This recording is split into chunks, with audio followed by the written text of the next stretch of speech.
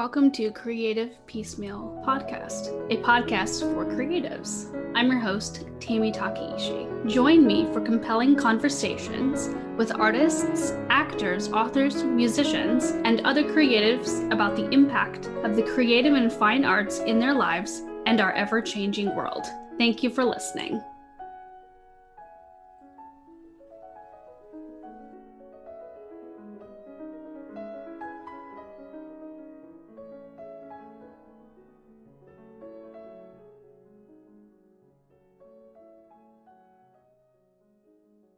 Hello and welcome to Creative Piecemeal Podcast. I'm your host, Tammy Takeishi. Today I'm joined by Elizabeth MacDuffie. She's the editor-in-chief of Meat for Tea, the Valley Review, which was founded by herself and Alexandra Wagman.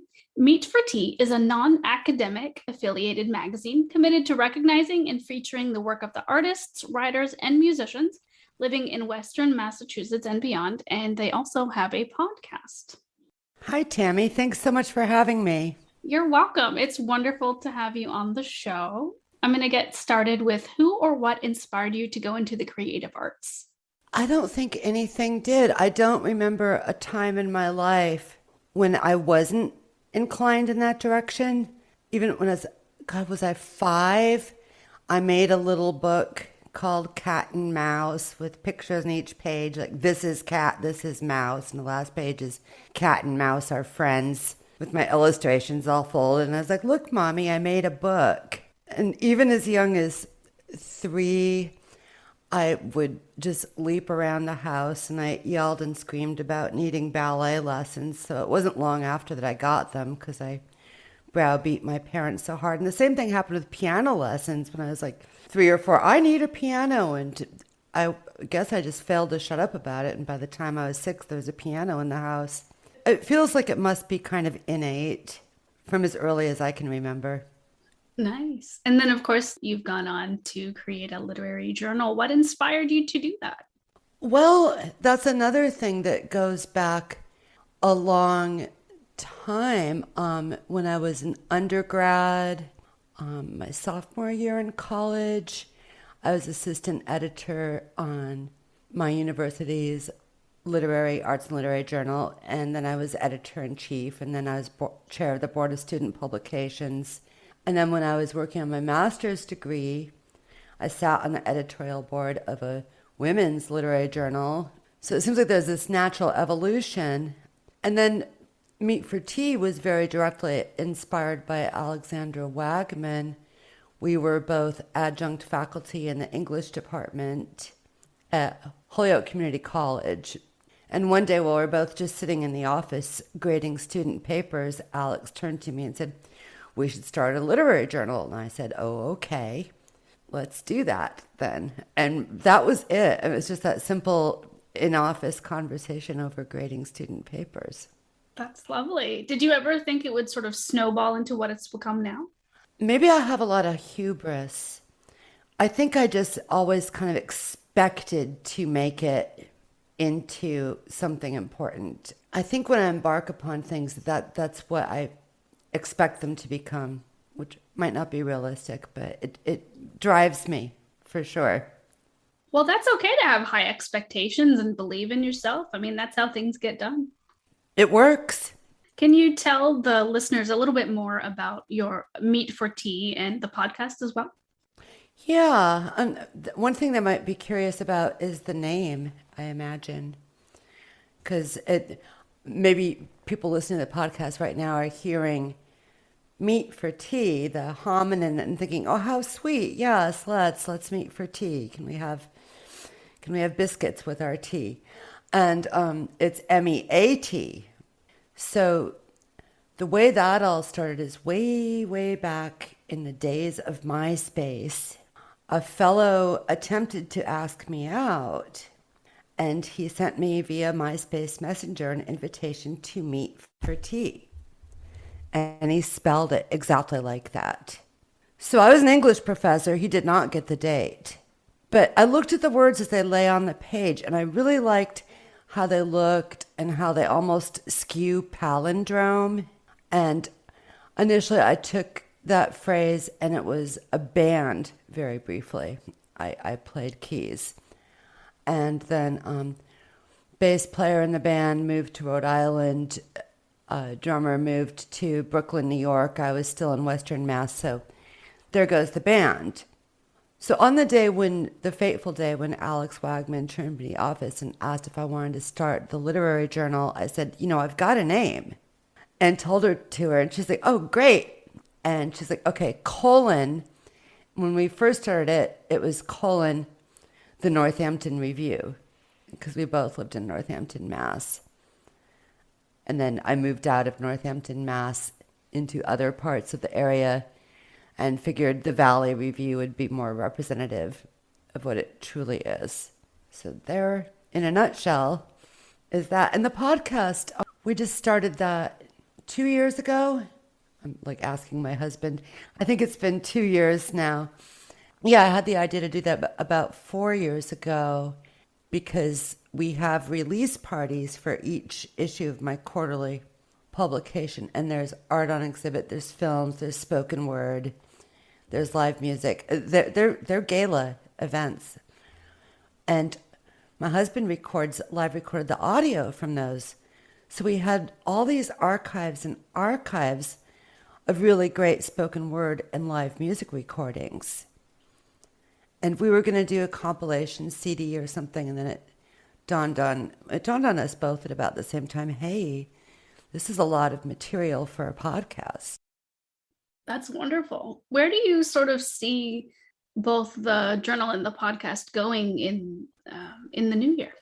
Hopefully just more of the same in terms of the podcast, but bigger with a larger listenership, maybe with more dedicated listeners buying themselves lots of lovely Meat for Tea merchandise at our Teespring shop.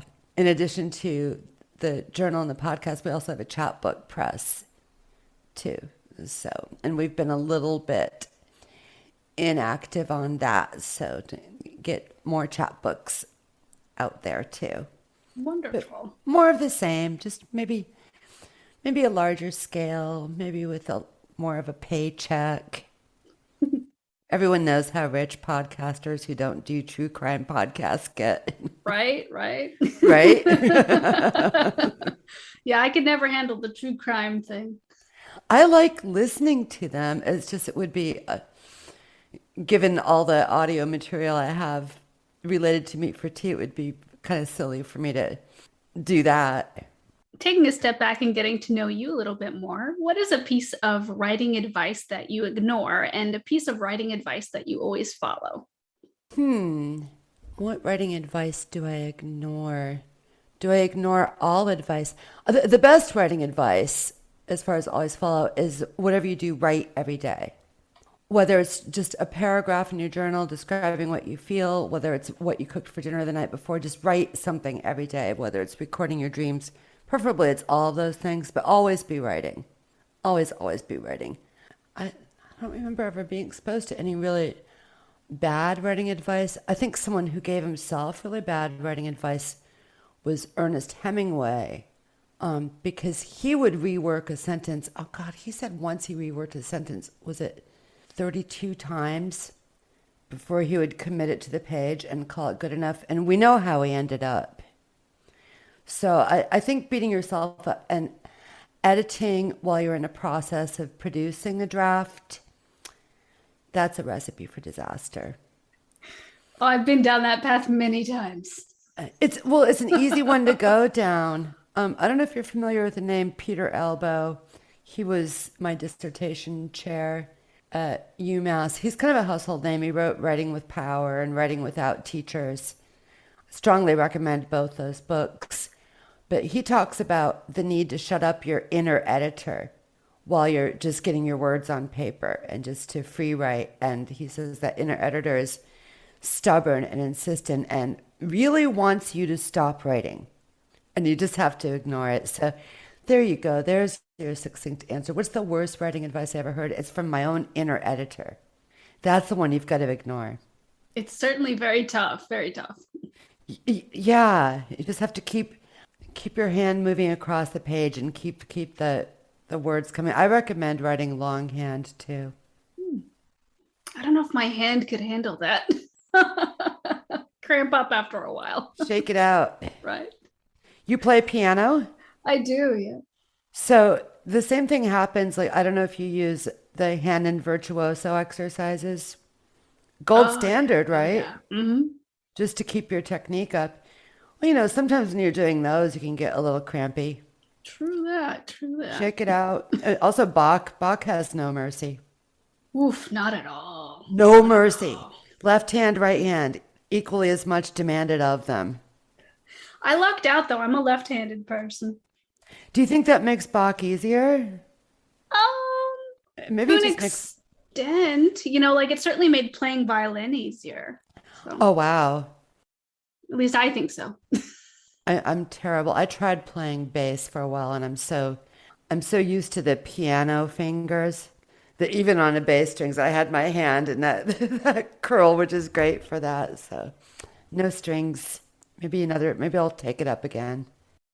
Back to books a little bit. What was a book that you absolutely loved as a child that had an effect on you in your life?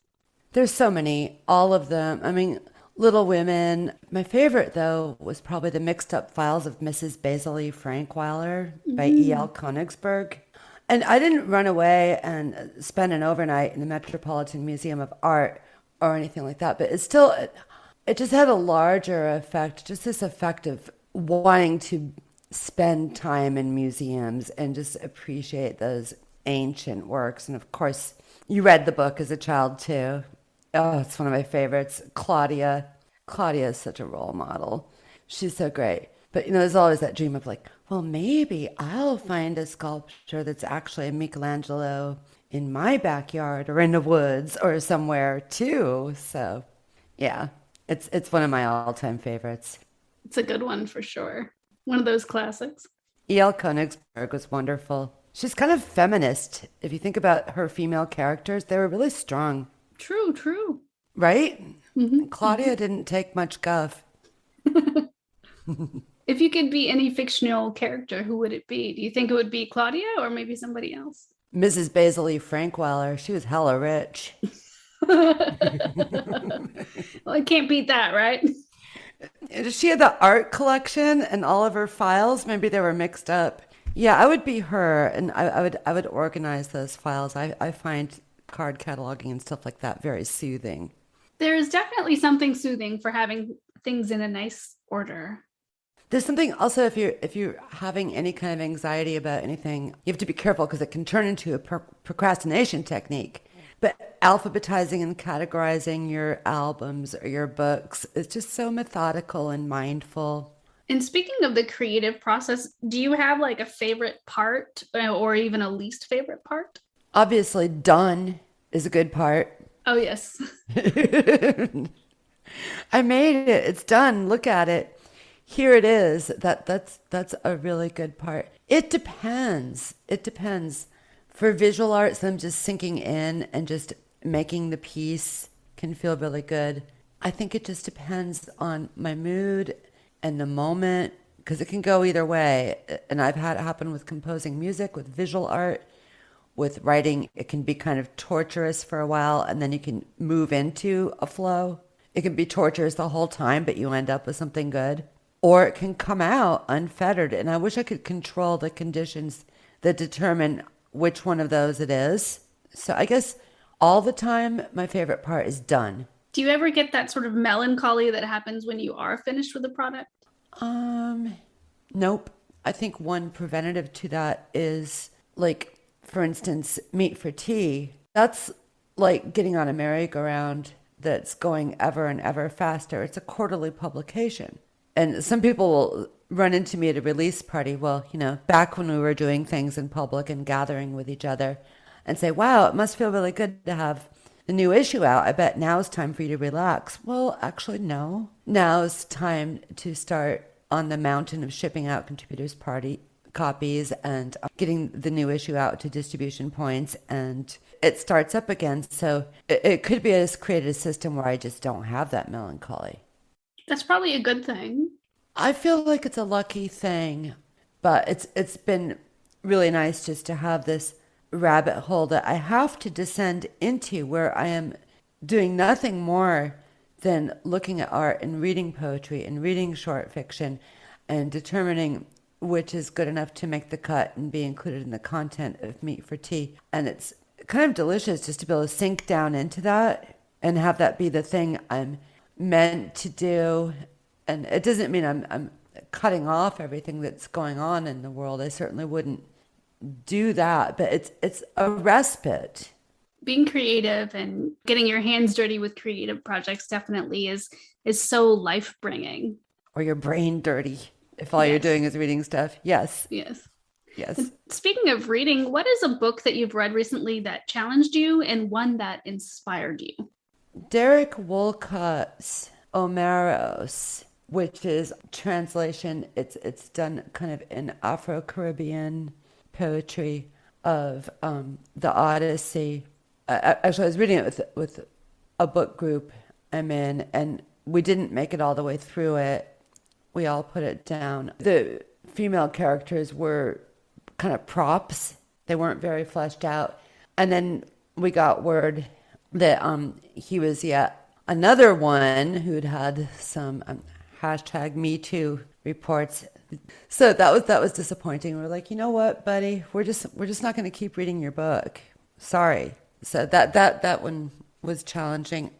What's the most inspiring book I've read? You know, Lydia Yuknevich's The Book of Joan.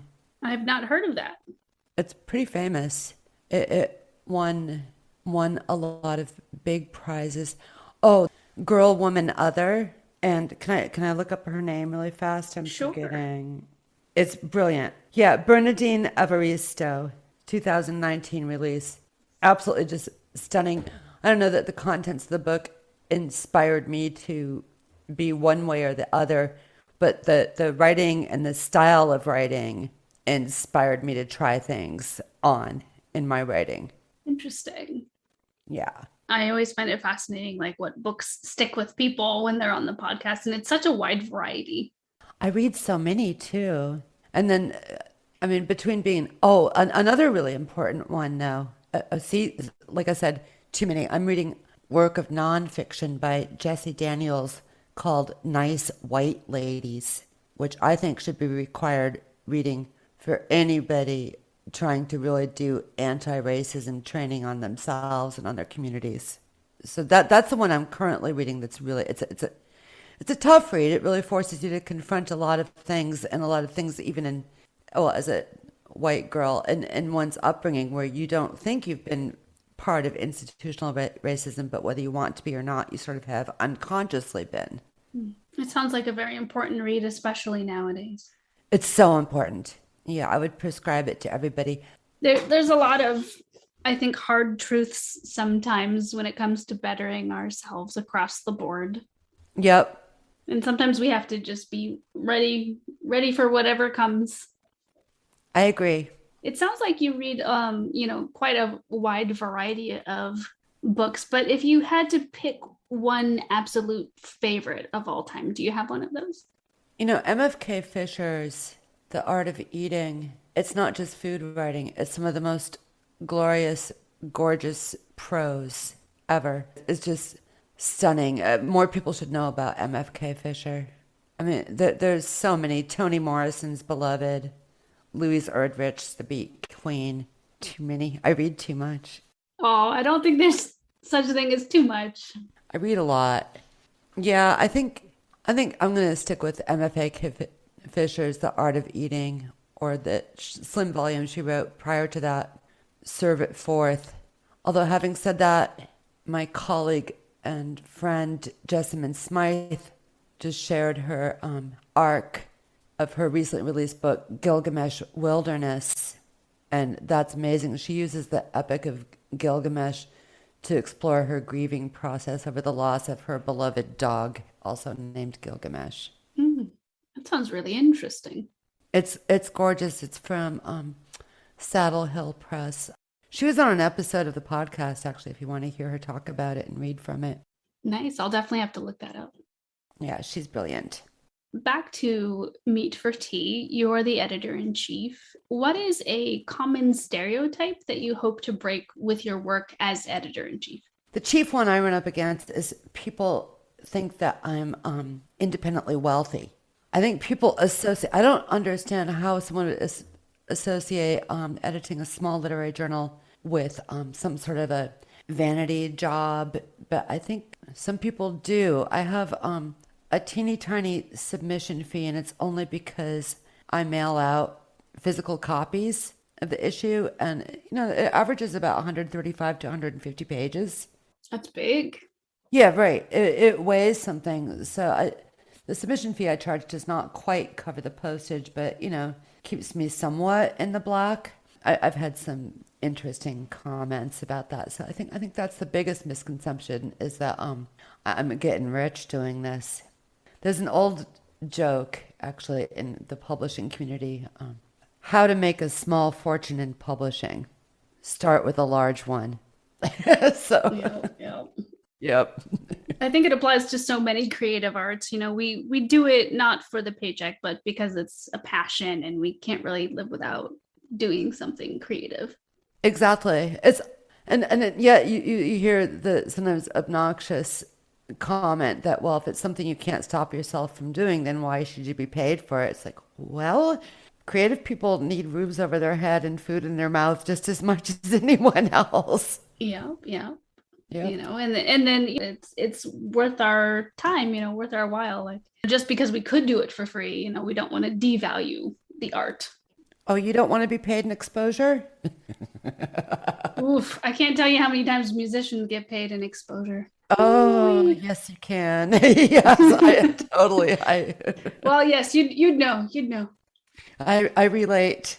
I very much relate. We're gonna jump into a music question. If you had intro music or a theme song for your life, what would that be? Oh God, there's a band called Medicine. They're really, really great, actually. Yeah, I think their song "Wet on Wet" would be it. It's got a refrain. There's probably no swearing on this podcast. Not usually. No. Well, it's the refrain is, "You'll feel my poison if you try to F me." Only it's sung, the whole thing, that the melody and everything is so gorgeous, and it's so beautifully sung. Actually, their lead vocalist is the daughter of Bruce Lee. Oh. I know, right? I didn't know he had a daughter. And she's a singer. Learn something new every day. Yeah, it's absolutely beautiful, but it's also like a warning, like a "don't mess with me" kind of anthem. And I don't know, I feel like smallish creative women in the world might need to walk around with a little bit of that attitude about us. A little bit of a bite with the bark. Yeah, a little bit of I wouldn't go there. Nice, very empowering, I'm sure. Right. And another music related question. I had also asked your husband, but what are some of your favorite albums or CDs that have inspired you in your life? So many. When I was a child, when I was a little girl, I was all about classical music, Bach, and then Glenn Gould playing the French suites, which that's a thing. When I got older and was a punk rock girl, I think Patti Smith's album Easter was a big one for me. I think I drove my parents crazy, just in the living room screaming, "I'm sorry, I'm so goddamn young," at the top of my lungs. So those are a couple. And then there's one by John Lurie, his band, The Lounge Lizard, that came out, was it in 1999, called The Queen of All Ears, which is absolutely amazing. Oh God, it's everything you want to hear. It's kind of jazz fusion, but it's kind of post-punk at the same time. And you can actually hear a lot of that music if you watch his HBO Max series, Painting with John, uses a lot of that music. I'll have to check that out. It's good. Yeah, we can just trade recommendations all night long. There you go. Yeah. Yes, you and your husband's music collection is just phenomenal to even think about. So we have a lot of books too. I'm looking at my cookbook collection behind you, and It's not even fully unpacked, and I've got over 100 cookbooks out. Nice. It's like your own little library right there. Oh God, once I unpack all the books, there's probably as many books as there are albums. There's probably a couple thousand. Grad school will do that, as you know. But there's some I just can't bear to part with. Yeah. Have you ever graduated into like an e-reader or are you strictly paper books? Early in the days of Meat for Tea, Alex and I, and Alex is now is she associate professor of English at Holyoke Community College. She ceased doing Meat for Tea because she had a baby and then went in different directions. We're still good friends. But early on, we refused to read things on a screen, so we'd print out everything and read it on paper. And now if I did that, I'd go broke on ink and paper. And I've done e-reader. I don't know. Meat for Tea is a physical print journal. People can buy PDFs if they want to. But I guess I like having something in my hands and turning the pages. And I actually really like the smell of offset printing. Have you ever like smelled a new book? Doesn't that smell good? It does. It does. It's its own unique scent for sure. I have a perfume that smells kind of like that. Really? It's very pretty. I love it. I mean, it's not exactly only that scent. That's one of the notes, but there's definitely a note of like book. Nice. Now all the book people listening are going, okay, what is it? It's called Zing, Dzing, exclamation point, and it's from L'Artisan Parfum. Nice. I'll have to see if I can find a link to that. So one more question before we go. In your own words, what does living a creative life mean to you? Well, chiefly, it means commitment. It means you're going to do something creative every day, whether it's how you cook your dinner, whether it's how your house is arranged, whether it's the projects. I think it's just a commitment and a dedication. That makes sense. Yeah. It's hard for me to answer because I can't imagine the flip side. Like, what does not living, if you ask me, what does not living a creative life look like? Like, the flip side, I'd say, well, is that like what it's like to be dead? That's a very interesting way of thinking of it. Like, the flip side, because Yeah. to me, to be alive is to be creating something. Unless you're, sitting and watching Netflix, then you're just creating thoughts. Those count too, though. Indeed. Yeah. What an interesting sentiment to end on. Yes, I like it. Excellent. Well, thank you so much, Elizabeth, you for so being much. on the show. You're welcome. Listeners, please check out the show notes for links for the journal, Meat for Tea, as well as book recommendations. And if I can find it, the perfume recommendation where it smells kind of like books. As always, thanks for listening. Thanks for listening to the podcast. Like the show? Have a question? Stop by the Facebook and Instagram pages. Links are in the show notes or search for Creative Piecemeal Podcast on social media and click follow for all the latest.